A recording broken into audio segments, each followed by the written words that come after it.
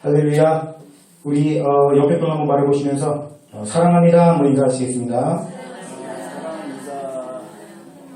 네, 그 입으로만 하지 마시고 좀 영혼을 좀 담아서 다시 한번 좀 바라보시면서 좀 옆에 분을 사랑합니다 한번 다시 한번 인사하시겠습니다. 사랑합니다.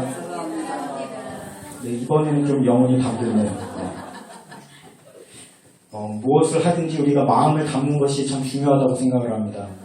우리가 행동이 이게 무서운 이유가 뭐냐면은 마음을 담지 않고 행동할 수 있거든요. 그래서 행동만 할 수 있거든요. 마음은 어디로 딴 데가 있고 행동만 할 수 있기 때문에 우리가 예배 가운데도 그렇습니다.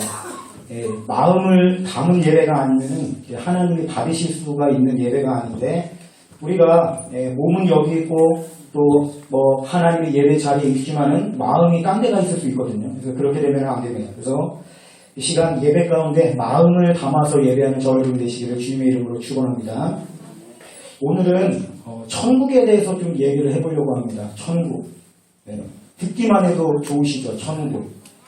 근데 우리가 한번 너무나도 익숙한 개념이고 우리가 사실 많이 얘기하기도 하고 듣기도 하고 합니다만 곰곰이 한번 우리가 천국이라는 것을 생각해 보면 천국이 도대체 무엇이냐라는 거예요. 천국이. 네. 설명해 주실 수 있는 분 계신가요?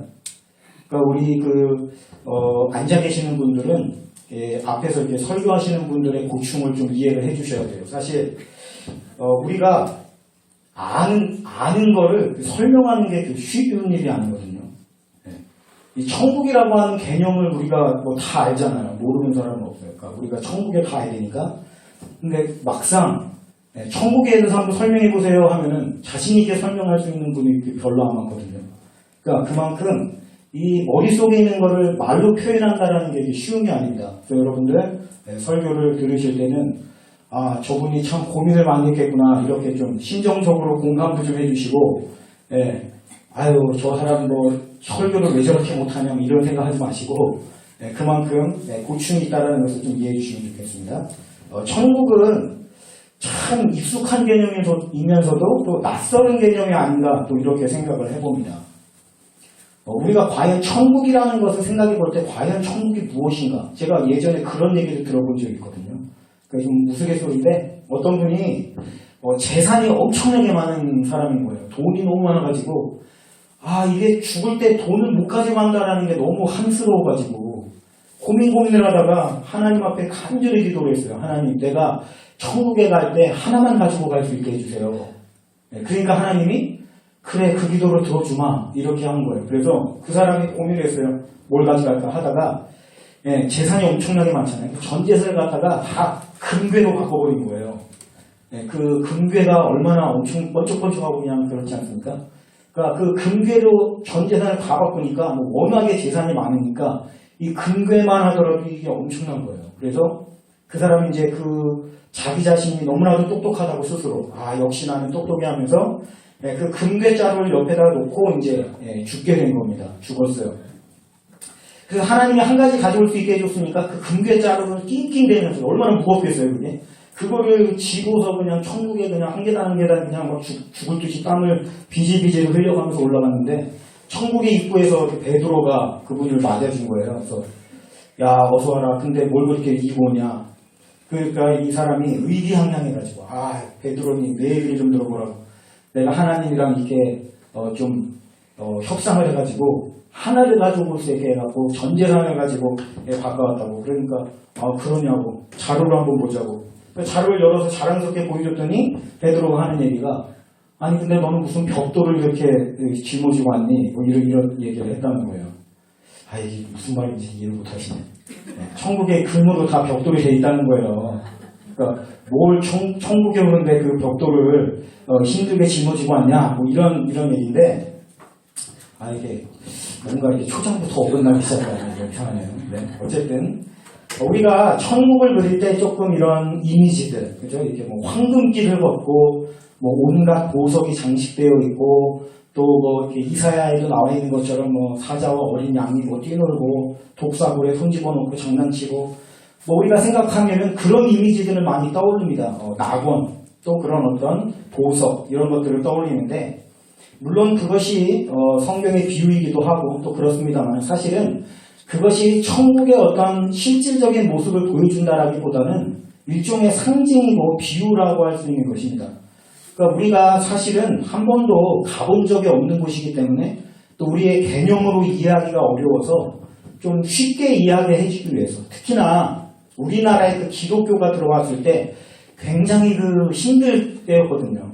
경제적으로 굶고 못 먹고 뭐 이런 때였기 때문에 그 천국에 대한 그런 어떤 뭐 황금 이미지 또는 보석 이미지 그게 굉장히 그 와닿거든요. 그래서 이제 그런 의미에서도 설명한 것도 있고 근데 천국이라고 하는 것은 우리가 한마디로 표현한다 그러면 이렇게 표현할 수 있습니다. 천국은 하나님이 통치하시는 나라다 이렇게 보면 맞아요. 하나님께서 통치하시는 나라. 그러니까 하나님의 법. 그 나라에는 이 법도라는 게 있지 않습니까? 그러니까 하나님의 법도로 통치되어지는 나라가 천국이라고 할 수 있습니다. 그렇다라고 하면은 지금은 그러면은 하나님의 법도가 통치되지 않는 나라입니까? 라고 생각할 수 있죠. 여러분, 네, 그렇습니다. 지금은 하나님의 법도가 통치하지를 않는 시대입니다. 왜냐하면 우리가 하나님의 그 통치 이념을 벗어나서 우리가 천국을 만들 수 있다고 뛰쳐나왔거든요. 그러니까 하나님이 다스린다. 뭔가 좀 기분이 나쁜 거예요. 내가 왜 하나님의 종이 돼야 되냐.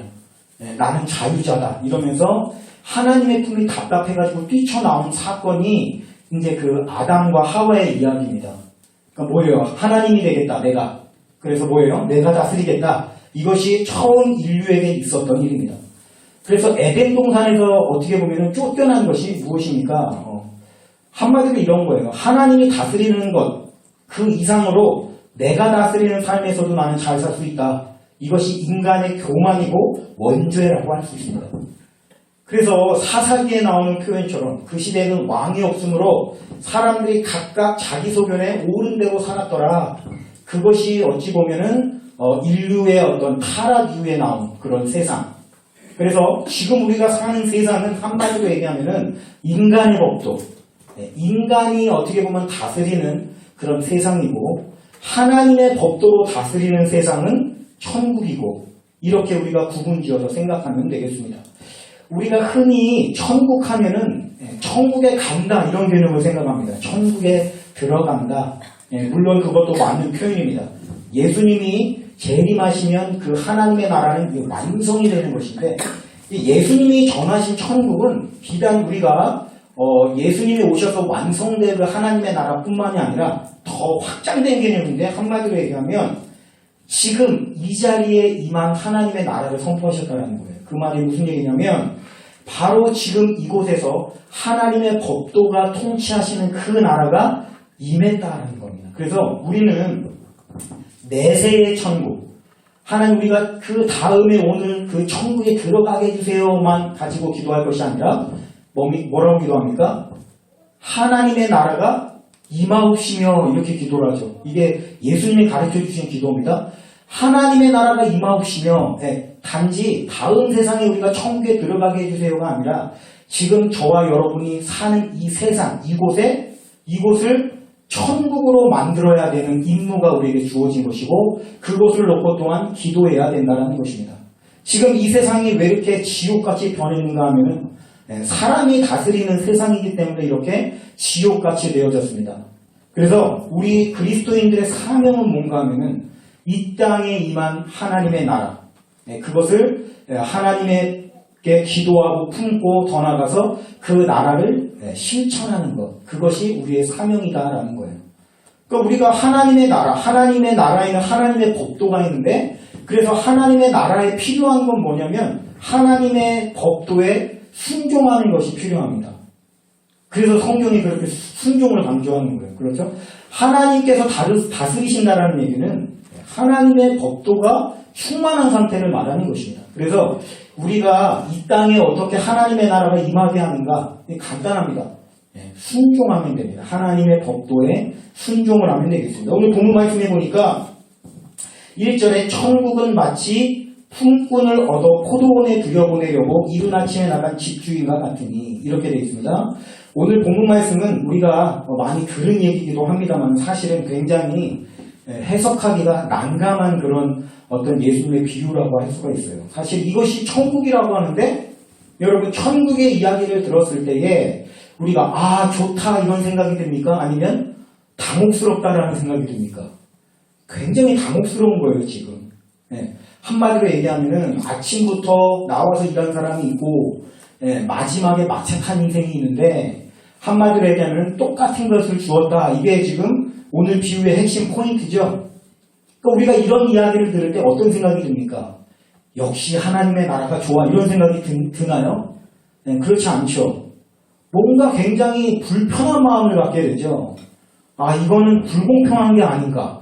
아니 일찍 나온 사람은 더 많이 주고 늦게 온 사람은 좀 덜 주는 게 그게 맞는 거 아닌가? 우리가 이렇게 접근하기가 굉장히 쉽습니다. 사실 실질적으로 이 설교를 들을 때에 불편한 마음과 찜찜한 마음이 드는 것이 사실입니다. 그런데 더 중요한 건 뭐냐면은 예수님의 그 말씀이 그게 천국이라는 거예요.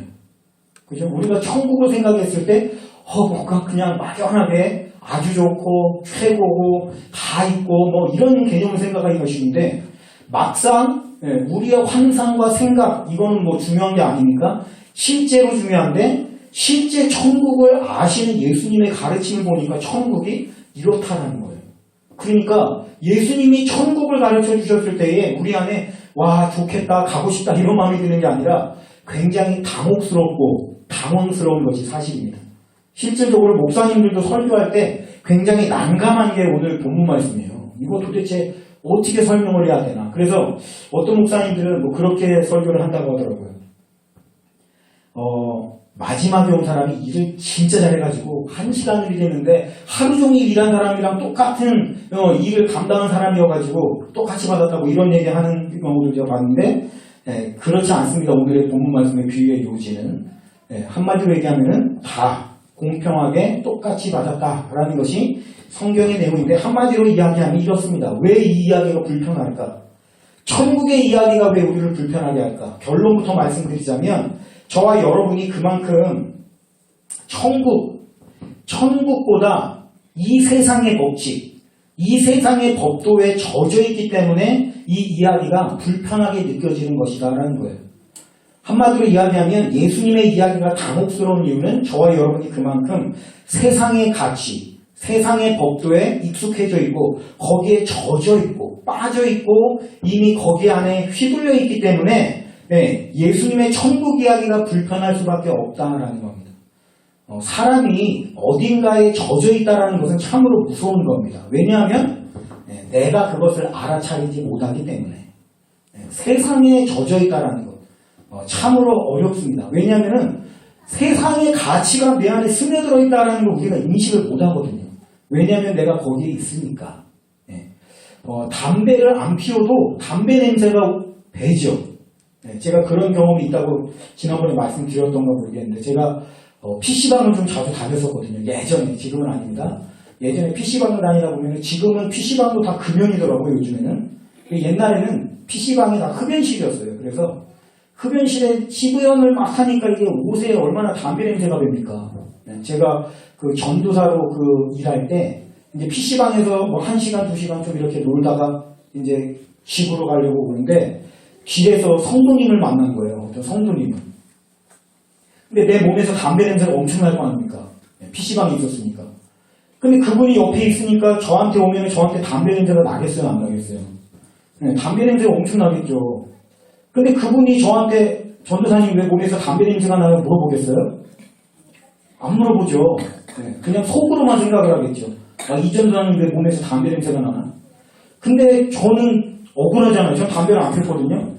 근데 그분이 물어보지도 않으니까 제가 왜 몸에서 담배 냄새가 나냐면 어쩌면 제가 설명을 할 수가 있나요? 안 물어보는데 아주 이상한 상황이 온 거예요. 이분은 속으로 전도사님도 전도사라는 양반이 뭐 담배를 이렇게 피나 생각하나 안 하나 막 혼자 고민하면서 그게 아니라 저는 이래서 저래서 설명을 하기도 애매하고 뭐 이런 상황이 오는 거죠. 무슨 얘기입니까? 내가 담배를 안 피워도 담배 피는 사람 옆에 있으면 그 냄새가 아주 짙게 배어드는 것과 마찬가지예요. 우리가 이 세상의 가치, 사람의 가치, 사람이 만들어 놓은 법도가 통치하는 이 세상을 살아가는 저와 여러분에게 우리 자신도 모르는 사이에 세상의 법도가 알게 모르게 깊숙이 침투해 들어와 있다는 거예요. 그 증거가 어디냐면 천국의 이야기가 불편하게 느껴진다. 이게 그 증거입니다.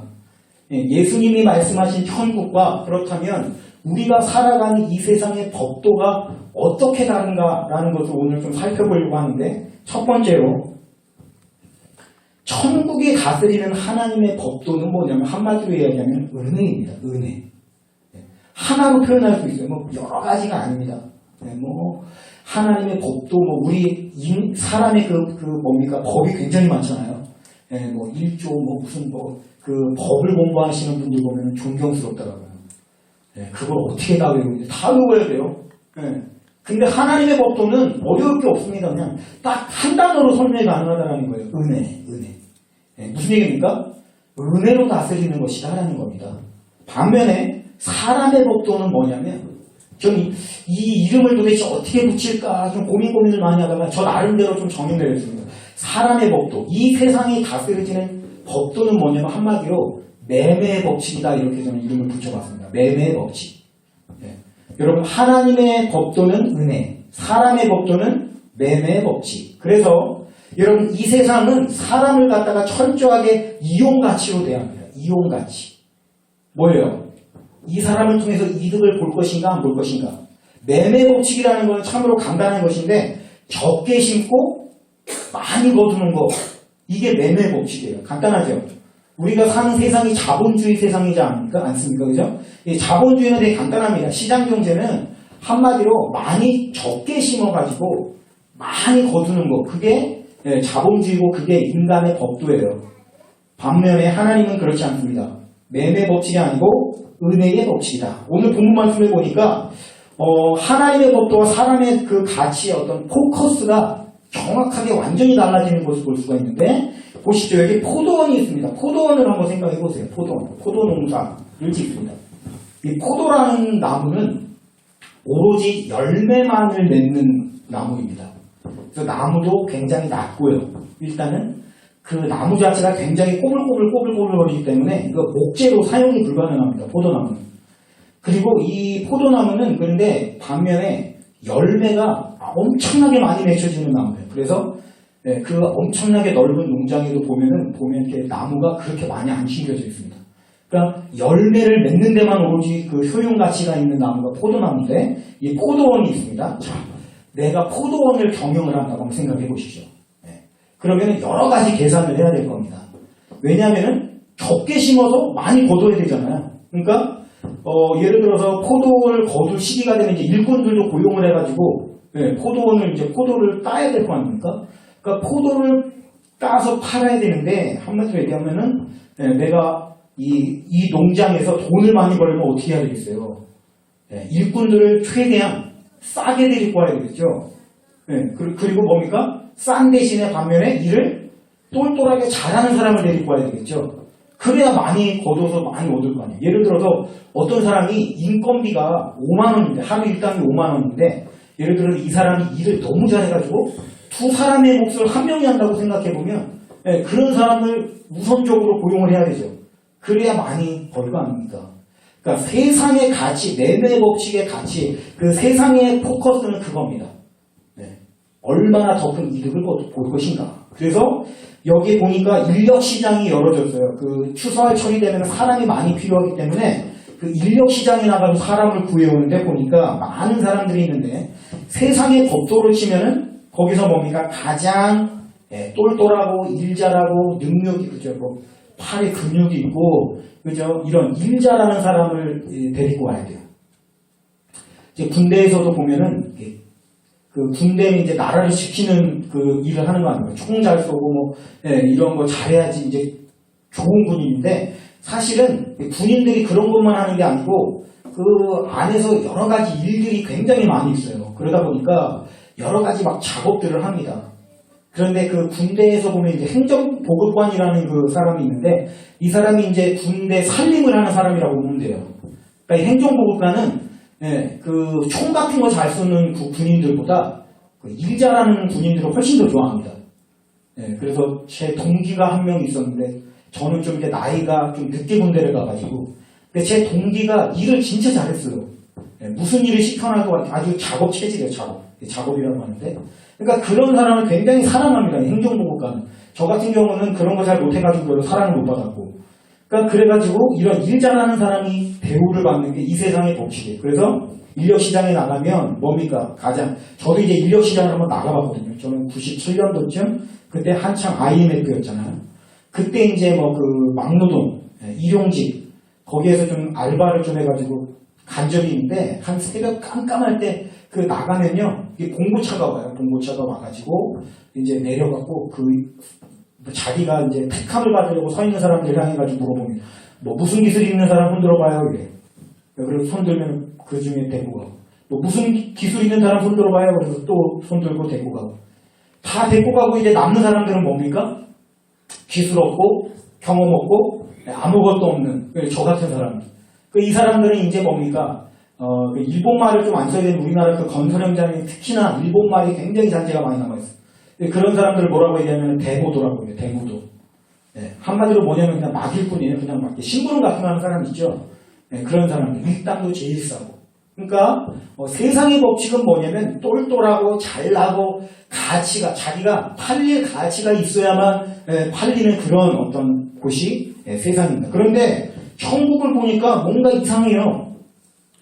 세상의 법도를 하면 이해할 수 없는 건데 보니까 뭡니까? 어떻게 이 포도 농장을 많은 이윤을 남길 것인가 이렇게 접근하는 게 아니라 뭐예요? 포도원이 포커스가 아니고 버림받아진 일꾼들이 포커스에 맞춰져 있어요. 한마디로 얘기하면 세상은 포도 농장이에요. 이 농장을 잘 읽어가지고 돈을 많이 벌어야지. 그런데 천국은 뭐냐면 농장이 포커스가 아니에요. 그 연약하고 버림받은 기술도 없고 힘도 없고 어찌 보면 장애를 가지고 있는 그 사람들에게 포커스가 맞춰져 있는 것이 천국입니다. 그래서 천국에는요 어떤 그 사람의 능력이라든지 어떤 타고난 어떤 이런 것이 중요시되는 것이 아니라 그 사람 자체로서 인정받고 사랑받는 그것이 천국의 법칙이다라는 거예요. 그래서 이게 완전히 뒤집어지는 것이 바로 천국이다라고 볼 수가 있습니다. 그러니까 우리가 이 세상에서 기업체를 유지하려면 어떻게 하면 많이 부려먹어가지고 적게 줄 것인가 이 연구를 해야 됩니다. 그런데 천국은 그렇지가 않아요. 도대체 이렇게 운영을 해가지고 어떻게 돈을 벌 것인가라는 생각이 들 정도로 가장 남겨지고 버림받고 쓸모없는 사람들만 모아다가 포돈을 합니다. 그러니까 한마디로 얘기하면 목적이 포도원을 통해서 돈 많이 버는 게 아니라 목적이 뭐냐면 저 불쌍한 사람들을 먹고 살게 해주는 게 천국의 포커스입니다. 완전히 다르죠. 그 높은 뜻 승의교회 그 김동호 목사님이라는 분이 계신데 제가 굉장히 또 좋아하는 분 중에 한 분인데 이분이 이제 하시는 일이 뭐냐면은 공장을 세워가지고 탈북민들 있죠. 탈북민들을 모아가지고 그 공장에서 이제 돈을 벌 수 있게끔 해주는 일을 하시는데 그분이 이제 이 비유를 보고 하나님의 나라에 대한 어떤 그런 성경의 가르침을 보고 굉장히 감동을 받으셔가지고 하늘의 나라는 사업체가 아니라 이 사람들 살리려고 그래서 그분이 공장을 연 이유가 뭐냐면은 그걸 통해서 재정을 확보하려고 공장을 연 게 아니라 이 탈북민들 어디 가기가 굉장히 어렵거든요. 자본주의 세계에 적응하기도 힘들고 그러니까 그런 사람은 잘 안 써요. 그러니까 오로지 그 사람들에게 일자리를 창출하고 그 사람들을 도와주려고 탈북민들을 위해서 공장을 세운 거예요. 하늘나라의 법칙이죠, 그게. 그분이 이제 그런 일들을 많이 하셨어요. 그래가지고 이제 그분 제가 설교를 들을 때 이야기로는 아주 북한에서 블랙리스트라고 이분이 완전히. 왜냐면 탈북민이 그 남한 사회에 잘 정착할 수 있게 돈 안 있고 한데 어쨌든 저는 이분의 그런 어떤 그런 모습을 굉장히 또 존경하는데 바로 그런 겁니다. 사람이 목적이고 가치가 목적인 세상 이것이 천국이 다스리는 하나님의 법도다라고 하는 것입니다. 그러니까 우리가 어찌 보면은 인간의 법칙이 이 세상을 지배하다 보니까 뭐가 사라지게 되냐면은 인간성이라는 게 사라지게 돼버리는 거예요. 인간성이라는 게 뭡니까? 사람을 사람으로서 대해주는 어떤 그런 태도들이 우리 안에서 사라져버리고 서로를 어떻게 대하냐면 이득의 수단으로 여기더라는 것입니다. 이득의 수단으로. 얼마 전에 보니까 어떤 그 공무원 여성이 그런 얘기를, 요즘에 공무원이 제일 인기 아닙니까? 안정적이니까. 근데 이 공무원 여성이 대기업의 어떤 그 사원인 남성과의 소개팅을 거절했다, 뭐 그런 기사가 있더라고요. 우리가 생각할 때 대기업 하면 굉장히 잘 나가는 사람 아닙니까? 엘리트 아닙니까? 근데 이 대기업에 다니는 사람은 일찍 정리해고가 될 수 있어서 난 그 사람이랑 소개팅 안 한다, 뭐 그런 얘기예요. 공무원 여성이. 그러니까 그런 얘기로 봤는데, 여러분 보십시오. 요즘 시대가 어떤 시대냐면은 결혼도 그렇게 철저하게 계산에 의해서 이루어지는 시대가 되었어요. 그리고 그것에 대해서 누구도 이상하다고 얘기를 안 합니다. 희한해요. 그냥 결혼을 갖다가 예를 들어서 이런 거죠. 나 혼자 뭐 얼마를 버는데, 얼마를 벌어서 이렇게 생활하는데 한 명이 더 들어오게 되면 2배로 씀씀이가 커지게 되는 거고, 그러면 이 사람이 얼마만큼 버느냐에 따라서 계산을 하는 겁니다. 저울질을 하는 거예요. 과연 같이 사는 게 혼자 사는 것보다 덜 힘이 될 것인가, 더 보탬이 될 것인가, 아닌가, 그거에 따라서 결혼을 하냐 마냐를 결정하는 시대. 이게 뭐냐면 바로 매매 법칙이 횡행하는 시대의 결혼의 모습이고, 가족 안에서도 마찬가지입니다. 여러분, 많은 사람들이 이혼을 합니다. 왜 이혼을 하겠어요? 폭언, 소통이 안 된다, 또는 성격 차이다. 물론 다 많은 얘기겠습니다만은 본질적인 건 이겁니다. 왜 이렇게 많은 사람들이 이혼을 할까 하면은 이유는 딱 한 가지예요. 손해보고 싶지 않기 때문이에요. 손해보고 싶지 않기 때문에. 뭐냐면 애당초에 처음부터 결혼을 왜 했냐면은 결혼을 통해서 뭔가 이득을 얻을 목적을 가지고 결혼을 했거든요. 그런데 살아보니까 아닌 거예요. 내가 더 많이 손해를 본 거예요. 억울한 거예요. 그러니까 서로 싸우는 거예요. 뭘 싸워요? 내가 더 손해봤네. 내가 손해봤네 하면서 더 싸우는 거예요.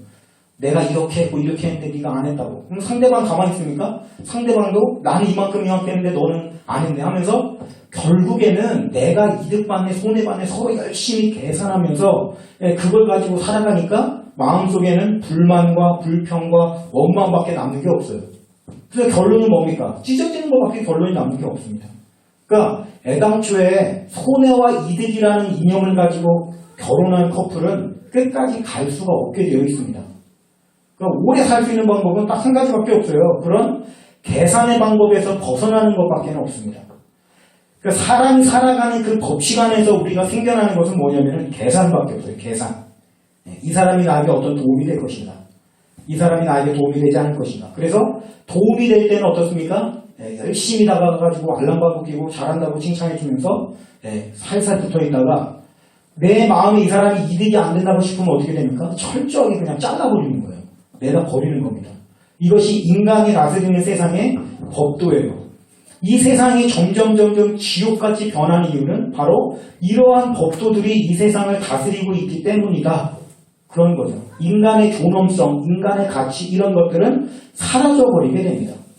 인간이기 때문에 인간 그 자체만으로도 존중받을 수 있고 사랑받을 수 있다라는 개념이 인간의 매매하는 그러한 상황에서는 있을 수가 없다라는 거예요. 하나님은 그러한 세상 속에 들어오셨고 예수님이 하신 일이 그거죠. 매매의 법칙이 다스리는, 장사가 판을 치는, 그죠? 우리가 예수님이 예루살렘에 가셔가지고 하신 일 중에 하나가 뭡니까? 매매하는 상을 다 둘러 엎으신 거 아니에요? 저는 이게 굉장히 상징적이라고 생각을 하는데, 뭐예요? 하나님의 성전, 하나님의 성전이라는 것은 결국에는 하나님이 다스리는 공간인데 그곳조차도 어떻게 됐어요? 매매 법칙이 다스리는 곳이 돼버려가지고 처음에 의도는 그런 것이 아니었을 거예요. 멀리서 오는 게 불편하니까 이 오다가 또 이 뭡니까 제물로들이 가축이 죽기도 하고 막 이런 일이 벌어지니까 편의를 위해서 그죠? 돈을 가지고 와서 여기서 그 돈을 갖다가 제물로 바꿔서 한 어떤 편의를 제공하는 의도에서 시작이 되었을 텐데 이게 나중에는 변질이 돼가지고 돈 벌기 위한 수단으로 그냥 전락을 해버린 거예요. 그래서 1년 중에 이 시기에는 사람들이 많이 예루살렘에 몰려드니까 바짝 그때 그죠? 이 재물들을 갖다가 팔아가지고 돈을 남기면 돼. 그 안에 어떤 하나님에 대한 사랑과 이런 거는 없어요. 그래서 여러분 예수님이 오셔서 뭡니까? 이곳을 강도의 구혈로 만들어버렸다 하면서 다 뒤집어 엎는 거 아닙니까? 그러니까 매매 법칙이 다스리는 곳은 강도의 구혈이 될 수밖에 없고 그것은 하나님이 다스리는 나라가 될 수 없다라는 것이 성경의 가르침입니다. 오늘 우리도 마찬가지죠. 이곳에 모여 있습니다. 먼저 우리가 교회라는 곳은 하나님이 다스리는 공간이 되어야 한다라고 한다면 보십시오. 하나님이 다스리는 공간이 무엇입니까? 그것이 천국이고 천국이 뭡니까? 인간을 이용가치로 대하지 않는 곳이 천국입니다. 그러니까 우리는 예수님이 가르쳐주신 기도에 따르면 하나님의 나라가 임하옵시며 라고 기도했다는 얘기는 더 나아가서는 뭡니까? 내가 하나님 나라가 이곳에 임하게 해주세요 라고 기도하면서 나가서는 사람들을 이용가치로 대하고 계산하고 이렇게 살면 그게 맞는 겁니까? 그게 옳을 수가 없죠. 내가 하나님 나라가 임하옵시며 라도 하나님의 법도에 순종하고 순복하고 하나님의 법도는 아까 은혜라고 했죠. 사람들을 은혜로서 대해줄 수 있는 것, 그 모습이 되어져야 그곳이 천국이고 지금 이 자리에 임한 하나님의 나라가 된다는 겁니다. 그래서 교회는 하나님의 나라가 돼야 되고 천국이 돼야 됩니다. 그러기 위해서 교회는 성도들을, 사람들을 매매의 법칙으로 이용가치로서 대해서는 안 됩니다. 그런데 많은 경우 그것이 거꾸로 뒤집혀 있는 상황을 우리는 보게 됩니다. 목사님들이 마음속으로 자꾸만 엉뚱한 생각들을 많이 가지고 들어가요. 그래서 성도들을 갖다가 어떤 그 자신의 목적, 야망이라고 하겠습니다. 자신의 야망을 이루기 위한 수단으로 성도들을 대하게 되는 겁니다. 그렇게 되니까 어떻게 됩니까? 성도들은 기분이 나쁘죠. 목사님인데 목사님이 어떻게 우리를 저렇게 이용가치로 대할 수가 있겠는가? 야구부서에도 보니까 그렇죠. 부자가 왔을 때 아이고 어서 오십시오 어서 오십시오 여기 앞자리에 앉으십시오. 좀 행색이 초라한 사람이 오면 너는 저기 뒤에 앉든지 말든지 마음대로 하시오. 그 이야기를 지금 야고보서에서 하고 있는 거 아닙니까?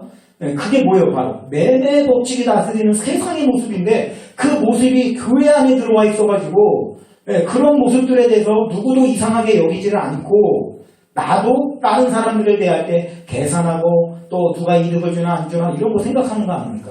여러분 우리가 부패를 척결하기 위해서 이렇게 뇌물을 주지 말아야 된다, 뇌물을 주지 말아야 된다 굉장히 많이 하거든요. 제가 학교 다닐 때만 해도 그 선생님한테 뇌물을 주는 게 굉장히 좀 일반화되어 있는 그런 상황이었습니다. 제가 저희 형이 이제 저보다 한 학년이 이제 위였고 이제 같은 고등학교를 나왔는데 저희가 이제 그때 고등학교 때 굉장히 어려웠음에도 불구하고 어머니가 이제 학교에 가가지고 뭐 형이 이제 뭐 말썽도 부리고 막 이러다 보니까 그 촌지를 이렇게 준 거죠. 근데 이제 그 선생님이 이제 이렇게 뭐 이렇게 기억이 납니다. 물리라는 과목을 가르치는 선생님이었는데 학생들이 또 굉장히 또 이렇게 잘 가르치고 한다고 또 좋아하더라고요. 근데 저는 그 뒷모습을 아니까 뒤로는 그 돈을 다 받아먹고 하는 걸 알기 때문에 굉장히 좀 어린 마음에 좀 상처가 있었던 기억이 있는데 뇌물, 우리가 뇌물 한번 생각해요. 뇌물을 왜 바칩니까? 뇌물이라는 건 내가 쓰는 거잖아요. 손해보는 거 아닙니까? 그런데 왜 뇌물을 주겠어요? 이유는 간단하죠. 그 뇌물을 씀으로써 무언가 내가 쓴 그거보다 더 많은 걸 거두니까 주는 거죠. 예를 들어가지고 내가 뇌물을 50만 원을 썼는데 그거로 인해서 받을 수 있는 게 10만 원이라고 하면 여러분 뇌물을 쓰겠습니까? 그때 뇌물을 쓴 사람은 바보죠. 내가 50만 원을 쓴다는 얘기는 그거로부터 뭔가 한 100만 원 이상을 거두어들이기 위해서 뇌물을 쓰는 거 아니겠어요? 그러니까 마찬가지로 이것이 바로 매매 법칙이 횡행한 이 세상의 법도라고 하는 거예요. 그래서 세상에서 살다 보면 자꾸만 인간성이 말살되는 것을 느낍니다. 피곤한 삶이 되는 거죠. 우리가 제일 싫어하는 것 중에 하나가 뭐냐면 내가 누군가에게 이용당한다는 걸 굉장히 싫어하거든요. 그렇죠? 싫어하시죠? 여러분이 누군가에게 이용당한다는 느낌을 받을 때 기분 좋으신 분 계신가요? 이런 분들은 심각하게 뭔가 망가진 상태를 빨리 병원을 가셔가지고 치료를 받으셔야 됩니다. 굉장히 기분 나쁩니다. 그게. 그런데 아이러니하게도 우리 자신은 그런 계산을 또 엄청나게 잘해요. 여러분이 맨날 이렇게 기분 나빠하는 이유가 뭡니까? 왜 그러냐면 그것은 그만큼 여러분이 계산을 잘하는 사람이라는 반증이에요. 계산 안 하는 사람들은 기분 나쁜 이유도 몰라요. 왜 기분이 나빠야 되는지. 자기가 계산 안 하기 때문에. 근데 여러분이 날마다 나는 왜 이렇게 무시당한 것 같아. 기분이 나빠. 왜 이러냐면은 여러분이 열심히 계산하시는 분들이기 때문에 그걸 민감하게 잡아내는 거예요. 그러니까 여러분 기분 나빠하실 것도 없어요. 여러분이 기분 나쁘시면 이렇게 생각하면 맞아요. 아, 나도 누군가를 이렇게 이용해 먹으려고 계산을 열심히 한 사람이구나. 네. 그렇죠? 그러니까 여러분 우리가 이 땅에 하나님의 나라가 임하옵시며라고 기도할 수 있기 위해서는 우리 자신이 먼저 계산하는 태도를 버려야 됩니다. 어떤 사람을 이용 가치로 대해서는 안 된다는 거예요. 그것은 아주 악한 것입니다.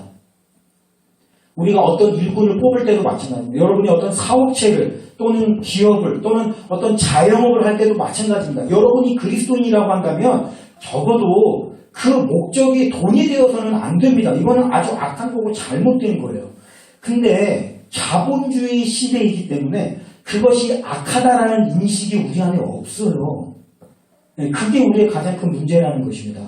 여러분, 제가 신학교를 가기 전에 경영을 전공을 했습니다. 그때 어떤 한 교수님께 굉장히 좀 이렇게 깊은 인상을 받았던 그런 경험이 있는데, 이 교수님이 이제 가르치실 때 그런 얘기를 했어요. 경영이다 보니까 뭐 기업 얘기를 하는 거 아닙니까? 기업들.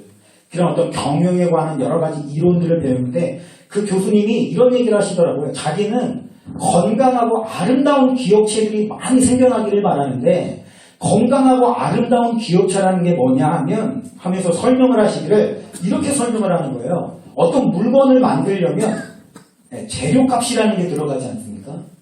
그 재료값, 원재료값. 이게 여러분 그 물건값보다 작아야 돼요? 커야 돼요? 원재료값이 파는 물건값보다 작아야 이게 뭔가 남는 거 아닙니까? 이게 바뀌어버리면 손해보는 거 아니에요. 그러니까 이 경영의 법칙에서 보면 항상 원자재 값은 물건의 값보다 작아야 된다. 그건 당연한 얘기죠. 기업이니까. 우리가 자본 사업을 하는 게 아니기 때문에 손해보고 장사하는 사람이 어디 있겠습니까? 손해보고 장사한다라고 거짓말하는 장사꾼들은 많지만 실제로 손해보고 장사하는 사람은 없잖아요. 남아야 돼요. 근데 그것만이 아니고 건강한 기업이 되려면 한 가지 등식이 더 있어야 되는데 뭐냐면 제품의 값보다 어떤 가치가 제품의 값보다 더 커야 된다는 거예요. 한마디로 얘기하면 내가 5만 원을 주고 물건을 샀습니다. 그러면 이 물건을 사용할 때 내가 느끼는 만족감과 기쁨이 적어도 물질적인 가치로 환산했을 때 5만 원보다는 커야 된다는 거예요. 그래야 그게 진정한 기업이다. 이런 거예요. 그래서 우리나라에 좀 그런 기업이 많아졌으면 좋겠다는 거예요. 우리가 생각할 때는 뭡니까? 단순히 원자재 값보다 제품 값이 더 비싸야 돼. 이 정도까지만 생각을 해요. 기업은 그 정도까지. 근데 그게 아니라 그 제품 값보다 샀을 때 만족하는 만족이 더 커야 된다는 거예요. 아, 우리가 그럴 때 있죠, 여러분. 어떤 돈을 주고 물건을 샀는데 이런 표현 하잖아요. 야, 그 돈 값이 안 아깝더라고. 그죠? 그런 물건을 많이 만들어내는 기업이 있어야 된다는 거예요. 그게 바로 소비자 만족이고 고객 만족이고 기쁨. 무슨 갑자기 제가 다단계 무슨 파는 그런 사람이 된 것 같은 기분이 드는데 그런 말이 뭐냐면 한마디로 돈만 남겨서는 안 된다는 거예요. 기업은 가치를 남겨야 된다는 겁니다. 그런데 교회도 마찬가지 아니겠습니까? 세상을 이끌어가는 기업도 그래야 한다라고 한다면 교회는 훨씬 더 그래야 되는 거 아니겠어요, 여러분? 교회가 가장 비극적인 게 뭐냐면 사람을 어떠한 이득을 보는 수단으로 보는 것보다 더 가슴 아픈 게 없다라는 거예요. 교회에서 근데 그런 일들이 너무나도 많이 일어나고 있다라고 하는 것입니다. 여러분, 교회가 인간이 다스리는 법도가 왕성하게 되면 그것이 바로 지옥이라는 겁니다. 지옥. 이 세상을 살아갈 때 우리가 왜 이렇게 외롭습니까? 고독합니까? 힘듭니까? 인간이 다스리는 매매의 법칙이 너무나도 많이 있기 때문에 그럴 수밖에 없다는 거예요. 잊지 마십시오. 여러분, 우리의 포커스는 기업체가 아니고 남겨진 사람들입니다. 남겨진 사람들. 여기 앉아있는 사람들을 보십시오. 나갔는데 이게 그 사람들 뭐냐면 불려가지 못한 사람들이거든요. 불려가지 못했다는 건 뭐냐면은 뽑히지 못했다라는 것이고 뭔가 하자가 있는 사람들입니다. 하자가 있는 사람들. 그래서 어디에도 수입 받을 수 없는. 여기 보니까 품삯을 한 데나리온으로 받기로 약속을 했다라고 했는데 한 데나리온이라는 것은 정규직, 그런 일용직 이런 사람들 말고요. 정규직. 어떻게 보면 좀 이렇게 있는 사람, 그리고 똑똑하고 능력 있는 어떤 그 기술을 가지고 있는 기술자가 하루 동안 일해서 벌 수 있는 품삯이 한 데나리온입니다. 그러니까 지금 한마디로 얘기하면 여기 남겨져 있는 사람들은 하루를 어디 가서 일을 한다고 하더라도 한 데나리온을 받을 수 없는 사람들이에요. 일용직이라. 그러니까 보십시오. 아침 9시에 나가가지고 한 데나리온을 받기로 했다. 예를 들어서 내가 기술이 없고 아무것도 없어요. 그래서 어디 일용직으로 나가서 하루 동안 일을 하면 요즘 최저시급이 8,970원인가요? 네. 하루 그냥 최저시급 받고 일을 할 수 있는 사람이라고 생각해 보십시오. 그런데 내가 어떤 기술을 가지고 뭐를 가지고 있다고 하면 시급이 엄청나게 뛸 수 있는 거 아닙니까? 네. 내가 하루 동안 제가 계산해 보니까 최저시급으로 8시간을 일을 하면 68,000 얼마를 받더라고요. 네. 하루 일당 68,000원, 하루에 8시간. 네. 그게 최저시급. 근데 내가 기술을 가지고 있으면 네. 하루 일해서 15만원, 20만원 벌 수 있습니다. 그죠? 그러니까 내가 기술도 없고 아무것도 없어서 8시간 일하면 68,000원 받을 수 있는 사람이 오셔가지고 내가 너에게 일단 20만원을 줄게 지금 이런 상황이라고요. 그러면 뭡니까? 이 사람 너무 감사하고 기쁜 거죠. 맞죠? 네. 내가 어디 가서 죽도록 일해도 이거 3일을 일해야 벌 수 있는 돈이 한 데나리온이에요. 그런데 지금 예수님이 오셔가지고 네, 너 그냥 내가 데나리온을 주겠다. 데리고 갔으면 이 안에 기쁨과 감사밖에 있을 게 없습니다. 그런데 이게 나중에 되니까 이 은혜와 감격은 어디로 사라지고 뭐만 남아요? 하루 종일 내가 일을 했는데 어떻게 1시간이라는 저 사람과 똑같이 줄 수가 있는가? 결국에 마음에 남아있는 건 뭐냐면 계산밖에 없는 거예요. 계산밖에. 여러분 보십시오. 천국에 합당하지 못한 모습이 바로 이런 모습이라는 것입니다. 저와 여러분은 도무지 감당할 수 없는 은혜라는 게 뭐예요? 내 힘으로 이룰 수 없는 무언가가 이게 은혜라는 겁니다. 하나님이 우리에게 그러한 것을 이루어 주셨으면 감사와 감격이 넘쳐야 되는데 나중에 가보니까 은혜에 대한 감격은 사라져버리고 뭐가 남았냐면 내가 고생한 거, 내가 수고한 거 그것만 남아있는 거예요. 그러니까 억울함과 분함과 화밖에는 남은 게 없다는 것입니다. 제가 지난주 금요일날 설교를 하면서 이런 설교를 했습니다. 여러분이 오래 신앙생활을 하셨으면 하셨을수록 위험하다. 제가 그런 말씀 드렸죠? 왜 그래요? 오래 했으면 했을수록 내가 수고했다라는 생각이 여러분의 마음에 있을 가능성이 높기 때문에 그렇습니다. 오늘 본문 말씀 속의 비유를 보면서 왜 마음이 찜찜하고 불편합니까? 이유는 딱 한 가지밖에 없어요. 여러분 자신을 아침 일찍 나와서 하루 종일 일한 사람으로 동일시하고 있기 때문에 그런 마음이 드는 겁니다. 우리 안에 알게 모르게 내가 수고했다. 나는 아침에 일찍 나와서 일한 일꾼이야. 그런 생각이 여러분 안에 다 지금 자리 잡고 있는 겁니다. 그런 시각을 가지고 말씀을 보니까 어때요? 불편하죠. 아, 불공평해. 어떻게 1시간 만에 저렇게 온 사람을 저렇게 할 수가 있어. 네, 여러분 근데 만약에 여러분이 막차 탄 인생이라고 한번 생각해 보십시오. 1시간 일한 사람이라고 생각해 보세요. 불평이 생기겠습니까? 감사와 감격밖에 없고 이게 왜 은혜인가? 이게 왜 은혜인가? 여러분 제가 그 무비보셋이라는 사람을 참 좋아하거든요. 무비보셋. 이 사람이 이 요나단의 아들인데 이 유모가 떨어뜨려가지고 다리를 다 절게 됐어요. 근데 이 사울의 자손이기 때문에 다윗에게는 원수 집안 사람입니다. 원수. 사울이 다윗을 얼마나 힘들게 했습니까? 그러니까 이 무비보셋이라는 사람은 한마디로 얘기하면 다윗한테 걸리면 죽는 사람이에요. 그래서 숨어 살았죠. 그런데 어느 날 다윗이 자기를 찾는다는 거예요. 이 사람은 드디어 올 것이 왔구나. 이런 생각밖에 안 들었을 거예요. 내가 이렇게 숨어 살고 안 걸리려고 안 들키려고 살았는데 모든 게 다 수포로 돌아갔구나. 이 사람이 생각할 수 있는 건 다윗이 자기를 찾아냈다는 얘기는 자기를 죽이려고밖에 그런 생각밖에 할 수가 없는 거예요. 원수 집안 아들이니까. 그러니까 도살장에 끌려가는 소처럼 질질 끌려가는 거죠. 난 이제 내 인생 끝나서 죽었어. 그러니까 다윗이 처음 만났을 때 하는 얘기 보면 두려워하지 말라. 무슨 얘기예요? 두려워서 벌벌벌 떨고 있다는 거예요 지금. 그런데 이 사람에게 돌아온 건 뭐냐면 왕자의 취급을 해주는 겁니다. 왕과 함께 식사할 수 있다는 얘기는 뭐냐면 왕자로서 대해준다는 거거든요. 죽음밖에 기대할 수 없는 이 무비보셋에게 주어진 것은 이해할 수 없는 네, 같이 왕과 함께 식사하고 존귀와 영광을 받는 자리에 찾아가게 된 거예요. 있을 수 없는 일이죠. 그래서 무비보셋은 이렇게 표현합니다. 왕이시여, 내가 누구라고 도대체 죽은 개 같은 나를 이렇게 환대해 주시나이까. 이게 뭡니까? 은혜의식에 가득한 사람이 갖고 있는 마음입니다. 하나님, 내가 하나님 앞에 지은 죄밖에 없고 하나님 앞에 선다라고 하면 나는 죽을 수밖에 없는 죄인인데 나이가 뭐라고 도대체 죽은 개 같은 나를 이렇게 구원하여 주시고 하나님의 자녀를 삼아 주시니까 이 은혜의 감격이 살아있는 사람이 입장이에요. 그런데 그것은 어느 순간에 사라져버리고 은혜 감격은 없어지고 내가 이만큼 봉사했고 내가 이만큼 애썼고 이만큼 일을 했고 뭐를 했고 저를 했고 저 사람보다 내가 더 많이 했고 저 사람 이만큼 왜 나는 이만큼 했는데 저 사람 이만큼밖에 안 해 하면서 화가 나고 괜히 그냥 눈으로 째려보게 되고 왜 그래요? 여러분 안에 그 처음에 은혜의 감격이 사라지지 않았는지를 점검해 보셔야 합니다. 하나님의 나라인 은혜의 통치를 받기 위해서는 우리 안에 은혜의식이 살아나야 합니다. 여러분, 우리는 도저히 구원받을 수 없는 위치에 있었어요.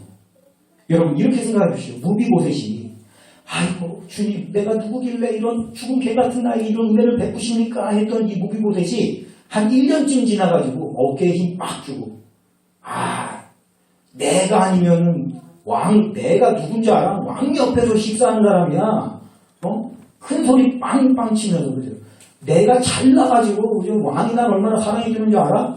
이렇게 침을 튀겨가면서 얘기를 한다 그러면 꼴 보기가 싫겠죠. 근데 그런 모습이 바로 우리 자신의 모습이 아닌가라는 거예요. 내가 얼마를 믿었고 얼마를 했고 이것을 했고 저것을 했고 내가 한 것만 남아있는 거. 제가 아까 이혼하는 부부에 대해서 잠깐 예를 들었습니다만 왜 이혼을 하게 되는가? 상대방이 배려해주고 희생해준 건 당연하게 된 거예요. 네가 애 엄마니까 당연히 그래야지. 네가 애 아버지니까 당연히 그래야지. 상대방이 희생한 건 당연한 거고 자기가 희생한 건 뭐예요? 당연하지 않은 거예요. 내가 이렇게 희생을 했는데 내가 이렇게 희생을 했는데 뭡니까? 은혜는 사라지고 공로의식만 남은 거예요. 그래서 가정이 깨지는 겁니다. 여러분, 이걸 기억하세요. 종교로 접근하지 마시고 예수님의 원리, 하나님의 나라의 원리는 우리의 실생활에 그대로 적용됩니다. 은혜의식이 깨지면 천국에만 못 들어갈 뿐만 아니라 여러분의 가정이 지옥이 되는 겁니다. 왜 우리 가정이 지옥이었을까? 매매 법칙이 다스리기 때문에 지옥일 수밖에 없는 겁니다. 그럼 우리 안에 회복되어야 될 것이 뭐냐면 바로 하나님 나라의 은혜로서 서로를 대할 수 있는 모습. 교회가 회복되어야 될 모습은 은혜로 다스림받는 하나님의 나라의 모습이 회복되어야 된다는 겁니다. 성도들을 대할 때에 성도들, 양이 목적인 것이 선한 목자의 심정입니다. 양이 잘 양육되고 바르게 세워지는 것, 이게 선한 목자의 특징이에요. 그런데 사꾼 목자는 아닙니다. 사꾼 목자는 양이 목적이 아닙니다. 양을 통해서 얻게 된 무언가, 이득. 그게 사꾼 목자의 특징이에요. 그런데 이 시대에 사꾼 목자들이 많습니다. 여러분 이렇게 생각해 보십시오. 복음은 세상에 길들여진 우리에게는 굉장히 심심한 것입니다. 심심한 것. 여러분, 엄마가 해준 음식을 한번 생각해 보십시오. 엄마가 해준 음식. 굉장히 싱거워요. 맛이 없습니다. 밍밍하고. 왜요? 소금 많이 넣으면은 건강을 잃는데요. 그래서 엄마들은 소금을 안 넣어줘요, 잘. 우리 엄마는 다시다를 잘 쓰는데, 우리 엄마는 좀 이상한 엄마고. 원래 엄마는 조미료 같은 거 잘 안 씁니다. 왜요? 목적이 뭐예요? 가족들의 그 건강이기 때문에. 가족을 사랑하니까 가족을 살려야 되거든요. 그래서 자극적으로 안 만든다고요. 그러니까 맨날 불평불만이 나오는 거예요. 왜요? 내 입맛은 지금 안 맞는 거예요, 그게. 근데 여러분, 그 음식점의 음식을 한번 생각해 보십시오. 음식점의 음식이 싱거운 거 보셨어요? 싱거우면 망합니다. 짜야 되고, 매워야 되고, 달아야 되고. 여기 있으니까 잘 모르는데 제가 미국에서 있었잖아요. 그러니까 미국에서 있다 보니까 이제 한국에 이제 가끔씩 들어오는 사람들의 이야기를 들어보면 계속 사는 사람들은 모릅니다. 근데 가끔 왔다 갔다 하는 사람 한 얘기가 뭐냐면 한국 음식점들이 이상하게 너무 달아졌다는 거예요. 여러분 잘 모르실 거예요. 계속 사니까. 점점 달아진대요. 근데 그 백종원 그 아저씨, 이름 밝히면 안 되나? 그 아저씨가 그렇게 설탕을 좋아해가지고 덧뿌려 이거 덧뿌려 그래가지고 그렇다는 얘기가 있는데 왜 그래요? 돈 벌어야 되니까 이 사람들이 입맛을 사로잡아야 된다는 거예요. 보십시오. 여러분 우리가 자극에 자꾸 익숙해집니다. 세상은 자꾸 자극을 준다고요. 조미료를 팍팍 뿌려요. 세상은 여러분의 건강에는 관심이 없습니다. 주머니에 들어갈 돈에만 관심이 있기 때문에 이걸 먹고 여러분이 건강을 잃든 말든 상관 안 합니다. 돈만 벌면 되니까. 그래서 조미료 팍팍 치고 매운 거, 자극적인, 더 매워서 네 속이 그냥 이렇게 뒤집어지든지 말든지 똥꼬에 불이 나든지 말든지 더 맵게 그죠? 제정신이 아닌 것 같아요. 지금 한국이 왜 이렇게 매운 경쟁을 하는 거 도대체? 좀 미칠 것 같아요, 제가 볼 때는. 근데 계속 더 맵게. 왜요? 돈 벌려고. 근데 보세요. 이런 센 자극에 익숙해지게 되면 엄마의 음식이 입에 찹니까? 안 찹니까?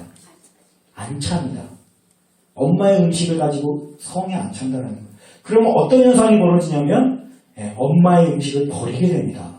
여러분 이런 일이 지금 교회에 동일하게 일어나고 있어요. 복음은 자극에 길들여진 여러분에게 어쩌면 심심할지도 몰라요. 여러분은 자극을 원합니다. 이게 여러분 좀 아프게 들으실 수도 있는데 정확한 말이라고 생각하시고 들으십시오. 여러분은 하나님을 찾는 게 아니고 자극을 찾는 겁니다. 종교적인 카타르시스를 찾는 거예요. 여러분 그러한 것은 하나님을 찾는 거랑은 거리가 멉니다. 우리는 이미 자극에 길들여져 있어요. 그래서 엄마 같은 목회자에게는 안 갑니다. 왜요? 이미 여러분의 주머니를 털어가기 위해서 여러분의 영적인 건강에는 관심이 없고 여러분의 주머니에만 관심이 있는 사건 목자들이 영적인 자극들을 있는 대로 다 그냥 주고 거기에 여러분이 익숙해져 있다고요. 자극은 뭐냐면 더 센 걸 찾게 되거든요. 이걸로 만족이 안 돼. 더 센 게 필요해. 그래가지고 자꾸 자극을 주니까 이제는 뭡니까? 선한 목자예요. 엄마의 마음을 가진 목회자들은 더 이상 여러분에게 흥미가 없어요. 여러분이. 왜요? 심심하고 맛이 없고 재미가 없고 자극이 안 충족이 돼요. 그래서 선한 목자의 마음을 가지고 있는 이 목회자들은 설 자리가 점점 없어져 갑니다. 그리고 센 자극으로 여러분의 주머니를 털어갈 사건 목자들은 계속 잘 됩니다. 성경에 그대로 나와 있어요. 거짓 선지자들이 하는 얘기가 그런 겁니다. 제가 보니까 성경에 지금 어디인지 제 기억이 안 나는데 공교한 말을 하는 무리가 어쩌고 이런 표현이 나오더라고요. 공교한 말. 공교한 말이라 이제 성경에 보면은 낱말풀이가 있잖아요. 어느 날 제가 이렇게 보다가 봤는데 이 공교한 말이라는 뜻이 뭔가 보니까 기가 막히더라고요. 근거도 없이 듣기 좋게 하는 말이죠. 근거도 없이. 여러분이 하나님의 뜻대로 살면 복을 받습니다. 그런데 여러분이 하나님의 뜻에 관심도 없고 그런 삶에 관심도 없는데 잘 될 거예요. 이게 공교한 말이에요. 그런 말을 하는 사람들이 거짓 선지자들입니다. 여러분 듣기에 좋으라고 하는 말들. 진짜 목자들은 무슨 얘기합니까? 여러분이 그렇게 살면 망합니다 라고 말하는 게 진짜 목자들이에요. 여러분이 근데 그런 소리 좋아하시나요? 제가 예전에 우리 교회 대연사역을 많이 하지 않았습니까? 제가 대연사역을 이렇게 보니까 한 가지 특징이 있더라고요. 하나님이 사랑하신대요. 열심히 하나님이 얼마나 축복을 해줄지 몰라요 하면 아멘. 이것 좀 고치시래요 하면 아멘을 안 하더라고요. 이거를 좀 고치기가 원하신단다 하면 가만히 있어요. 축복해 주신단다 아멘. 여러분 그러니까 어떻게 됩니까? 자꾸만 사꾼 목자들에게 성도들은 가고 그들이 여러분의 주머니를 털어가려고 노리고 있다는 건 생각을 못하고 그러니까 그러한 현상을 지켜보는 선한 목자들은 가슴이 터지고 눈물로 밤을 지새우고 근데 여러분 어떤 현상이 벌어지는지 아십니까? 처음에 선한 목자의 마음을 가지고 있던 목회자들이 이제 살 수가 없잖아요. 현실적으로 성도가 없잖아요. 그러니까 살 수가 없다고 현실이라는 벽에 부딪히면 대부분 어떻게 하냐면은 그 현실의 벽을 뚫기 위해서 사건 목자들한테 배우러 갑니다. 영업 방법을. 그래서 선한 목자의 길을 포기하고 나도 저걸 좀 기술을 배워가지고 나도 어떻게든 좀 성도들을 이렇게 해갖고 해야겠다. 그래서 현 주소구나. 근데 여러분 그것이 목회자만의 탓이라고 해서는 안 됩니다.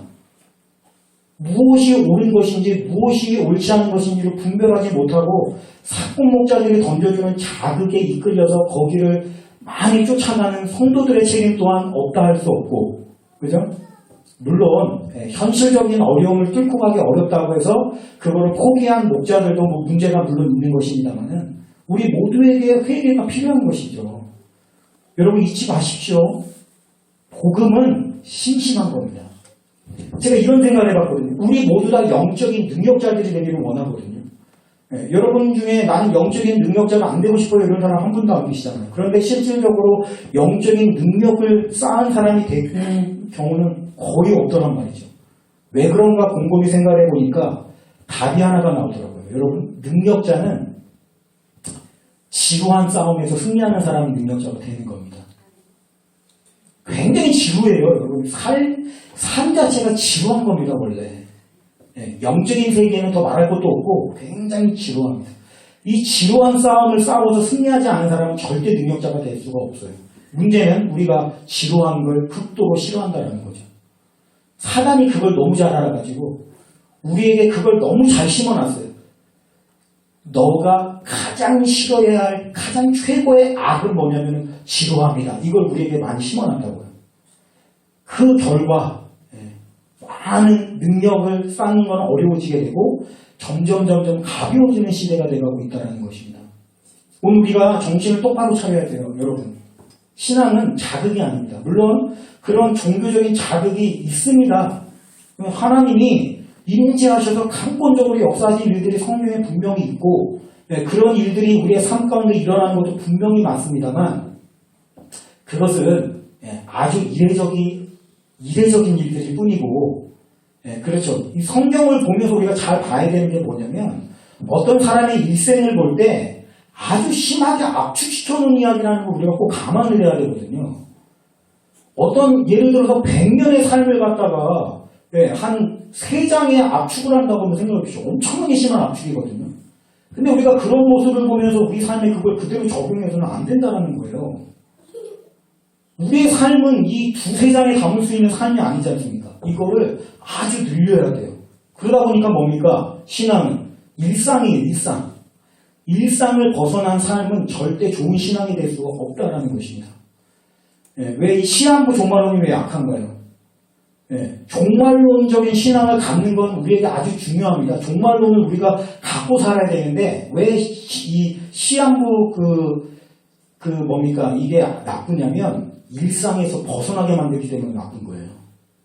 성경은 그런 식으로 접근하지 않습니다. 오히려 뭐예요? 마지막이 가까울수록 일상에 충실한 것, 그게 성경에 말하는 영성입니다.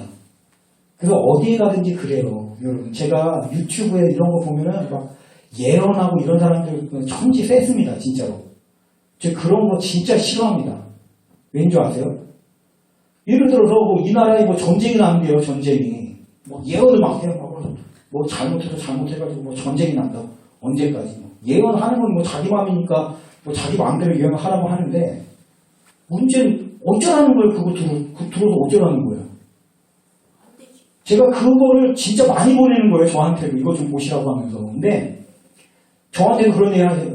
목사님 진짜 한국에 전쟁이 난대요. 이런 거 아니에요. 유튜브에서 들었는데 그렇대. 좋아요.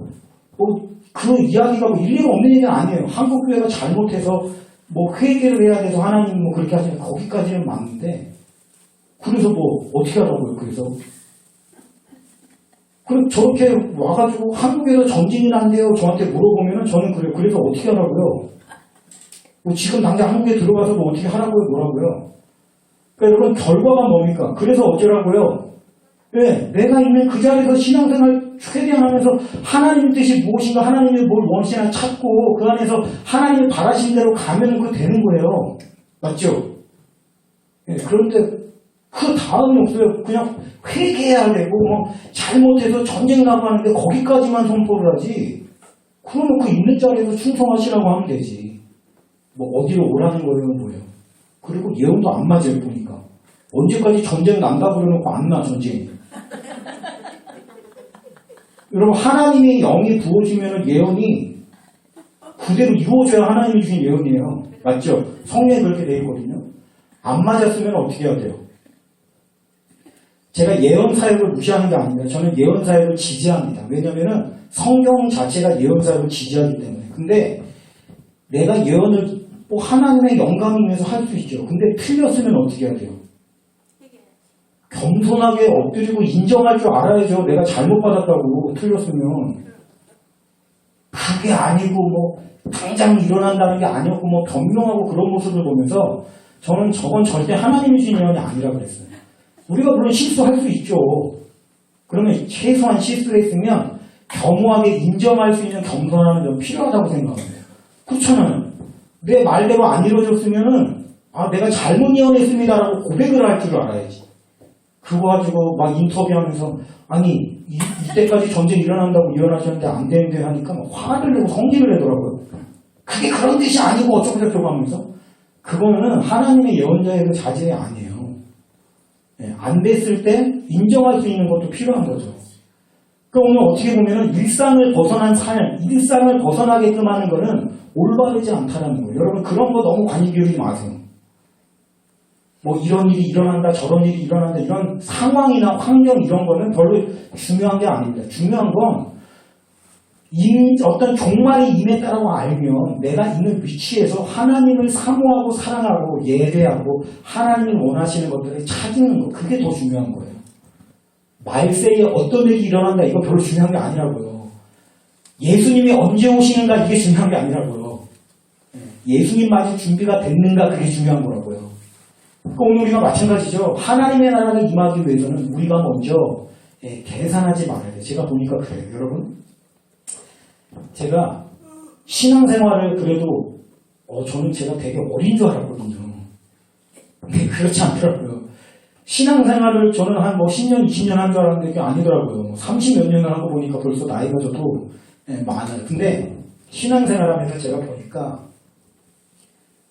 계산하지 않는 게 제일 어렵고 계산하지 않는 사람이 복 받는 사람이다라는 거를 제가 다시 한번 보게 돼요. 어떤 사람을 보는데 결함이 굉장히 많아요. 신앙적으로도 그렇고 관계적으로도 그렇고 결함이 굉장히 많아요. 그런데 분명히 하나님의 복을 받는 경우를 제가 보거든요. 이게 이상한 거예요. 계산을 안 하는 사람, 그런 사람. 계산이라는 걸 모르는 사람. 그런 사람은 반드시 복을 받게 돼 있더라고요. 근데 우리가 얼마나 계산을 많이 하는지 몰라요. 그만큼 세상의 법칙이 우리 안에 깊숙이 많이 침투해 들어가 있다는 거예요. 오늘 우리가 울어야 되는 게 뭐냐면 여러분 다른 거 가지고 울어야 되는 게 아니고 계산은 여러분이 의지를 가지고 하는 거 아니거든요. 그죠? 내가 계산해야지 한다고 계산하는 거 아니에요. 나도 모르게 계산이 되는 거지. 제가 그래서 많이 울고 하나님 앞에 기도하는 게 뭐냐면 정말 하나님 내 안에 다윗처럼 계산하지 않는 믿음이 내 안에 있었으면 좋겠어요. 얼마나 순수합니까? 그 순수한 모습을 하나님이 가장 기뻐하시는 모습이다라는 거예요. 오늘 저와 여러분이 좀 하나님 앞에 좀 회개하면서 나갔으면 좋겠어요. 계산하는 모습. 하나님 앞에 나올 때도, 교회에 나올 때도 여러분 계산하는 마음으로 나오는 거 아니에요? 내가 이 교회에서 행하는 어떤 무언가를 통해서 좀 나아져가지고 잘 살아야지. 그런 생각을 갖고 있는 이상 복 받기는 힘들어요. 여러분, 철저한 헌신이 우리에게 필요합니다. 하나님의 은혜를 경험하기 위해서는 이런저런 계산들을 치워야 돼요. 제가 얼마나 많은 사람들을 받겠습니까? 이 사역을 하면서. 근데 계산이 밝은 사람일수록 결과적으로 좋지 않은 경우를 참 많이 봤어요. 그 결론이 뭐냐면 하나님은 계산하는 사람을 기뻐하지 않으신다는 거예요. 오늘 우리가 하나님이 다스리는 나라를 만들어가기 위해서는 철저하게 계산을 벌여야 됩니다. 그리고 인간으로서, 가치로서 또 사람을 대할 때에, 그죠? 이 사람을 나의 뭔가를 이루어질 무언가로 보는 것이 아니라 영혼 그 자체로 바라볼 수 있는 눈이 필요하다는 거예요. 그리고 천국의 포커스는 오히려 버림받고 소외받고 천대받는 사람들에게 향해 있다는 그 사실을 우리가 기억할 필요가 있습니다. 아무도 주목해주지 않는 그 사람, 누구도 인정해주지 않는 그 사람, 교회에서 왜 이렇게 연예인들을 갖다가 쓰려고 합니까? 자꾸만. 올바른 거 아니에요. 세상에서 유명한 거지 교회의 포커스는 그런 유명한 사람들이 아니라고요. 이름도 없이 빚도 없이 하나님의 일을 감당해 나가는 그런 사람들이 교회가 관심을 가져야 될 사람들의 모습이다라는 것입니다. 어쩌면 그런 이름도 없고 빚도 없는 세상적으로 내세울 것 없는 그런 사람들이 바로 여러분 자신이고 저 자신일지 모르겠어요. 제가 그 교회 다닐 때 정말 열심히 하는 친구들이 5명이 있었거든요. 근데 저희를 담당하고 계시던 전도사님이 제 친구 중에 한 명을 항상 그렇게 칭찬을 하셨어요. 아, 얘는 좀 신학교를 갔으면 좋겠다. 그 설교를 들을 때 그 표정을 보면 얼마나 말씀을 사모하는지 정말 너무 좋다고 하면서 항상 그 친구를 저를 칭찬하시는 게 아니고 그 친구를. 제가 하나님의 은혜를 받아가지고 신학교를 가겠다고 이제 결정을 하고 전사님한테 전사님 저 이렇게 신학교를 가고 싶어가지고 신학교를 가기로 했으니까 그렇게 얘기했을 때 그 전사님의 반응이 뭔지 아십니까? 왜? 네가 왜? 너 말고 제가 신학교를 가야 되는데 쟤는 안 가고 네가 왜 가? 이런 반응이었거든요. 그럼 우리가 다 그런 거 아닙니까? 네가 왜? 그죠? 어찌 보면 그런데 보십시오. 천국의 포커스는 바로 그런 자들을 향해서 맞춰져 있다는 거예요. 여러분, 사람들이 무시하고 매매 법칙에서 뒤처짐 받아가지고 사람들이 우습게 여기고 천대하고 그런 거에 우리가 위축될 필요가 전혀 없다는 것입니다. 여러분은 천국에서 아주 소중하고 귀중한 하나의 어떻게 보면은 그 상속자들이라는 거예요. 제가 여기 보니까 유업을 상속할 자들이다라는 그 표현을 굉장히 좋아하거든요. 여러분이 바로 그 천국이라는 나라의 기업을 상속받을 그 상속자다라는 사실입니다. 그럼 그런 담병을 가지고 나가세요. 그래서 우리는 그런 품위를 가지고 사람들을 계산하지 말고 하나님이 여러분을 보실 때 계산 안 하시기 때문에 그죠? 그 얼마나 감사합니까? 우리도 계산을 안 해야 되지만 그 이전에 먼저 하나님이 우리를 보실 때 계산하지 않으셨다는 거 아니에요? 그래서 하나님이 얼마나 그 사랑이 얼마나 귀한 겁니까? 우리 자신도 이제 다른 사람들을 대할 때에 오히려 세상에서 소외된 사람들, 세상에서 알아주지 않는 사람들 그런 사람들을 향해서 바라보시는 저와 여러분 됐으면 좋겠어요. 누가 나에게 이득을 가져다 줄까 이런 거 보는 게 아니라 교회의 모습이 오늘 우리의 모습이 그런 모습이 되어지고 그럴 때 우리가 이 땅에서 하나님의 나라를 이룩할 수 있다는 사실을 꼭 기억하시고 오늘 이 말씀을 볼 때 불편한 마음이 든다면 내 안에 은혜의식이 사라졌구나라는 걸 깨달으시고 자꾸만 은혜의식, 은혜의 감격 이거를 절대 놓치지 않는 천국 백성 되시기를 주님의 이름으로 축원하면서 말씀 마치겠습니다. 기도하겠습니다.